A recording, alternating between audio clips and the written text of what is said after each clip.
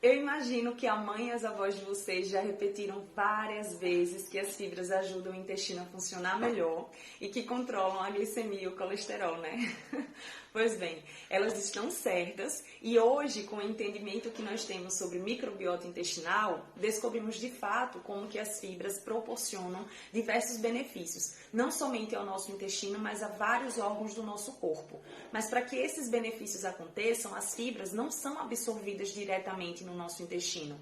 Primeiro, elas passam por um processo chamado de fermentação, que é uma reação química que acontece a partir de enzimas bacterianas para gerar energia, ATP. E acontece dentro do nosso intestino porque grande parte dessa energia vai ser utilizada pelas próprias bactérias. Dessa reação acontece a produção de ácidos graxos de cadeia curta. Eu volto aqui para falar deles e fica até o final, porque eu vou colocar uma tabelinha com exemplos de fibras e fontes alimentares de fibras no final do vídeo, tá joia?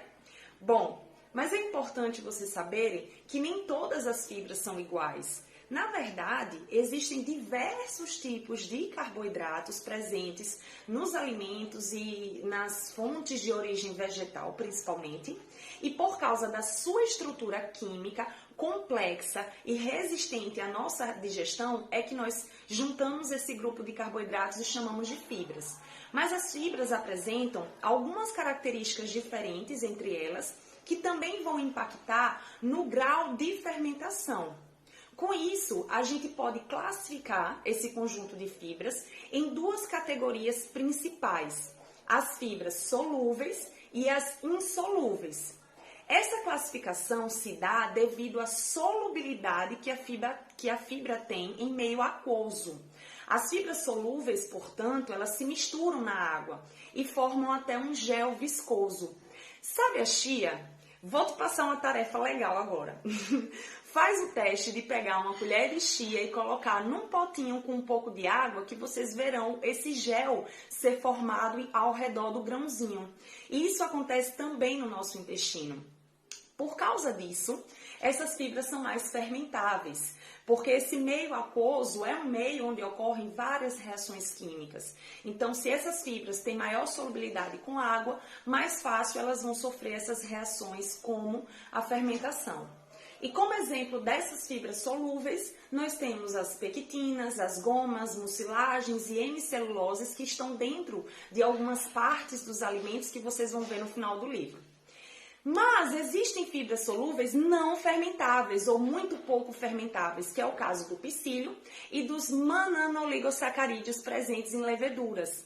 Por causa da sua estrutura química, elas formam esse gel viscoso, mas elas sofrem outras reações e pouquíssima fermentação.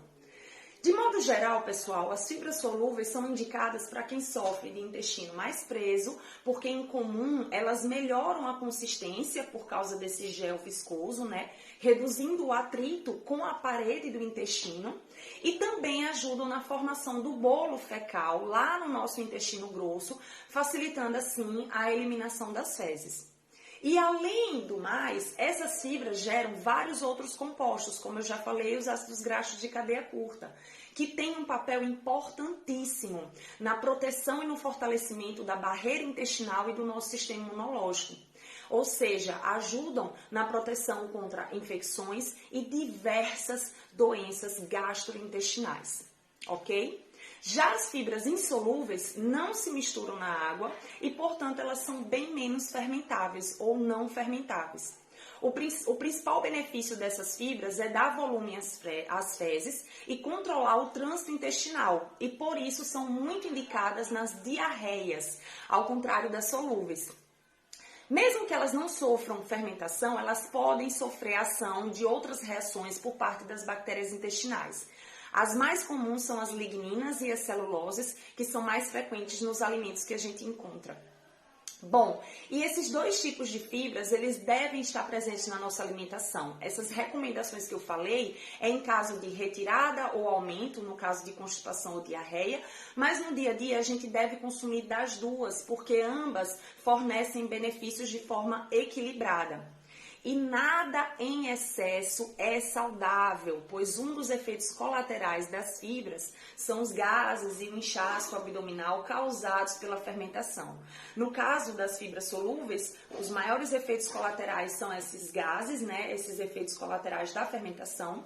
E no caso das insolúveis, os efeitos colaterais mais comuns são a constipação, o travamento do trânsito intestinal. E por isso é recomendado que a gente consuma não um monte de fibra, um monte de fruta ao mesmo tempo na mesma refeição. O ideal é que você coma um pouquinho em uma refeição e em outra refeição você come mais um pouco. E assim você fornece um pouco desses compostos e desses nutrientes por vez, melhorando as capacidades digestivas do seu intestino, né?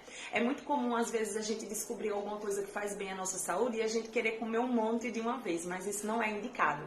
E principalmente, pessoal, não é indicado o consumo de fibras em torno de 1 hora e meia antes do treinamento, antes dos exercícios, porque aí essas fibras vão retardar o trânsito intestinal, dificultando a chegada desse carboidrato lá no seu músculo para fornecer energia, além dessas fermentações e desses sintomas e efeitos colaterais por causa do consumo das fibras, tá bom?